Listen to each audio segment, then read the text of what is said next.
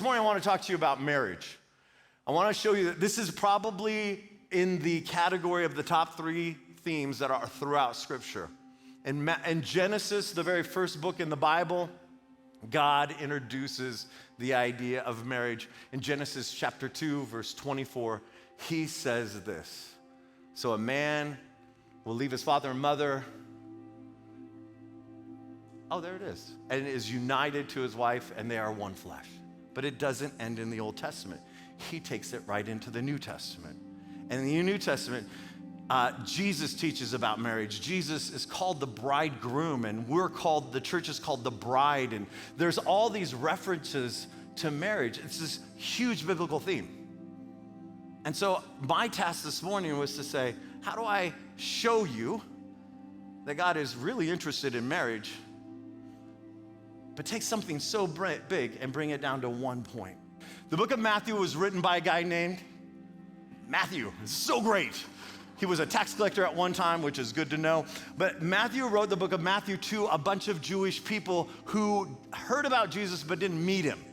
And he was going all throughout Judea telling them, and Matthew contains the teachings and the stories of Jesus' life. So you get all of that in this book as it appeals to a Jewish audience. In the book of Matthew, there is this sermon called the Sermon on the Mount. It is arguably the most important sermon that Jesus ever preached. I would say that. I know that's a big one to say, but the fact that it's restated all over the place tells me that it is. In Matthew 5, verse 17, I think it is, it's actually 14 and 15, he says this: you are the light of the world. A city on a hill can't be hidden, blah, blah, blah, blah. People will see your good deeds and glorify your Father in heaven.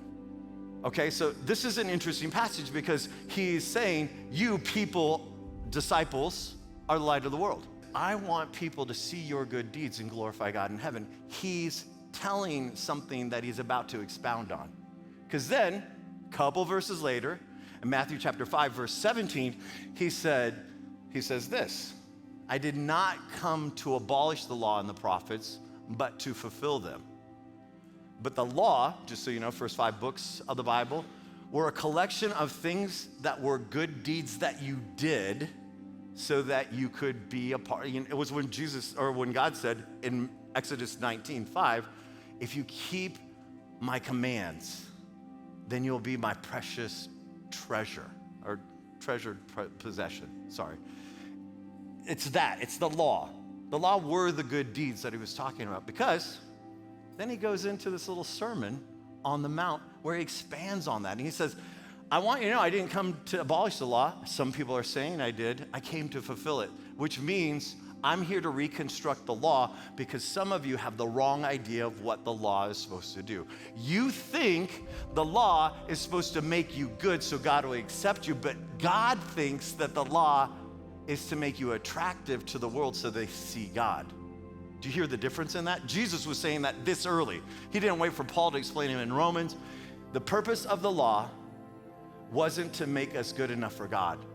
The purpose of the law was that people would see God in us and he would be attractive to them. Because he goes on in chapter 5 and he says this: if you're angry or you have unresolved conflict with somebody and you're headed to the temple to offer your gifts and you're in line, you're like the next one in line to give your gift at the altar, set your gift down and go and be reconciled with your brother or sister, and then come back and offer your gift.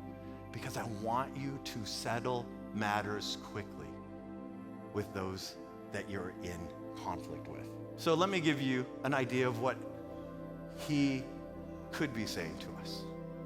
Not just could be, I think this is the intention that Jesus brought to the disciples that morning. And he used marriage as an example because he did it all the time. He said, in your relationship with people, people are gonna make you mad. And when they make you mad and you have anger and resentment towards them, settle matters quickly with your adversary, with the person that you're mad at. Because Jesus knows that in our relationships, if we don't keep short accounts and we don't keep things resolved, All it takes is one little shiny puppy in the window for us to go the other way. Does that make sense? So let me sum this up, because this is probably the biggest point that I'm going to make about marriage in this whole series. The number one way to guard your relationship with your husband or your wife is to be the first person to seek connection, forgiveness, and resolution. Not waiting for your husband or wife to do it with you.